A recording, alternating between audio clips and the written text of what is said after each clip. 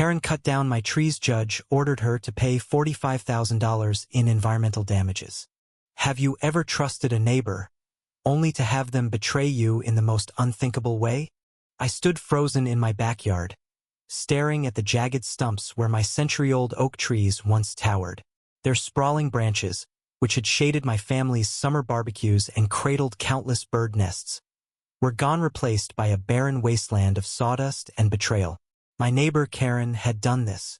She'd hired a crew to sneak onto my property while I was at work and cut down my trees, all because they blocked her view of the distant lake.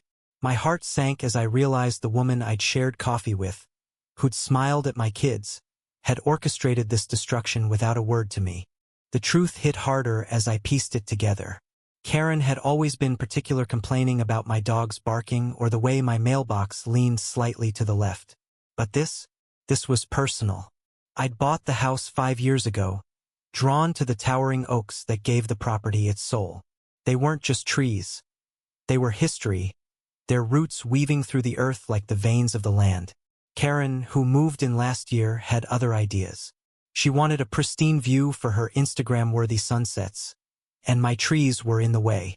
I found a crumpled invoice from a local tree service in my driveway, carelessly left behind by the crew. It listed Karen's name and address. She hadn't even bothered to hide it. I confronted her that evening, my voice shaking with rage. Karen, why? Those trees were on my property. Her response was a smirk, her arms crossed defiantly. They were an eyesore, and I deserved to see the lake.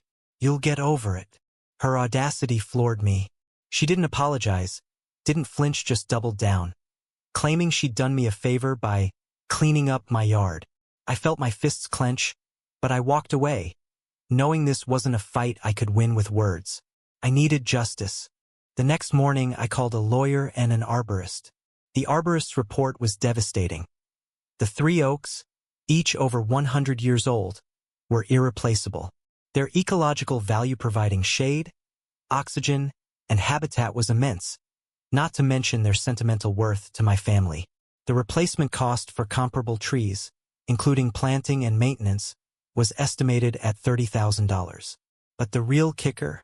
Karen's actions violated local environmental laws protecting heritage trees. The arborist pointed out scars on the stumps, proof the cuts were deliberate and unauthorized.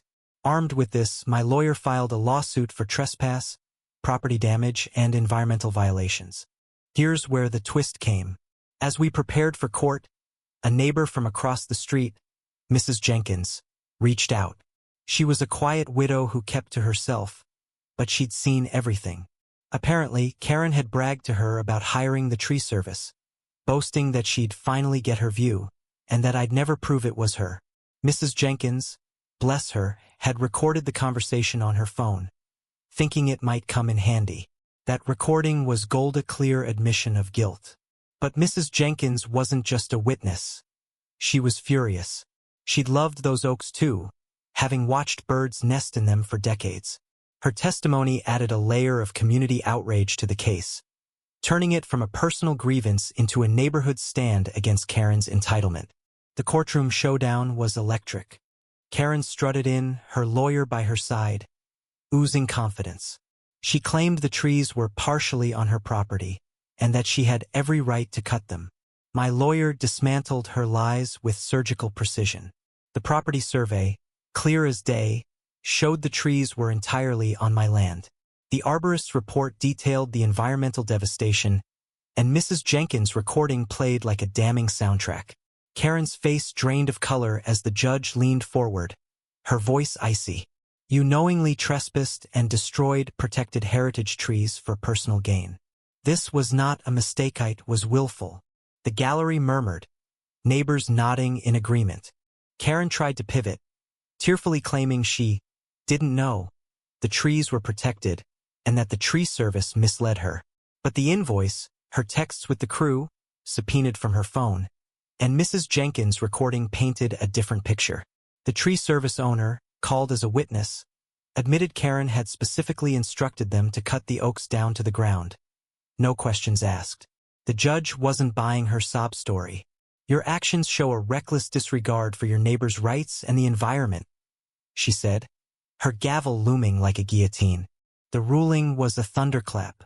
Karen was ordered to pay $30,000 for the replacement cost of the trees and an additional $15,000 in punitive damages for violating environmental laws, a total of $45,000.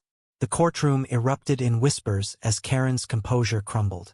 She stammered, trying to argue, but the judge cut her off.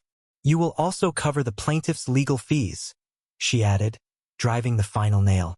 Outside the courtroom, Karen's husband glared at her, muttering about selling their boat to cover the costs.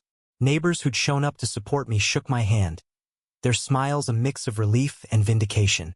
Mrs. Jenkins hugged me, whispering, "Those trees deserve justice." Karen's downfall didn't end there.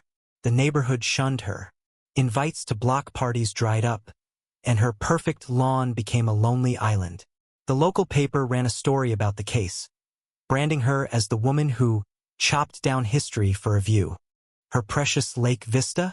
It came at a cost she never imagined, not just the $45,000, but her reputation. "I used part of the settlement to plant new trees, though they'll take decades to rival the oak's majesty. Every time I see those saplings, I'm reminded that standing up for what's right can heal even the deepest wounds." This wasn't just about trees, it was about respect, community, and the consequences of entitlement. Karen thought she could bend the world to her whims, but the world pushed back. Now, as I look at my growing saplings, I feel hope. They're a testament to resilience, proof that even after destruction, new life can take root. What do you think? Did Karen get what she deserved? Or should the punishment have been harsher? Share your thoughts below.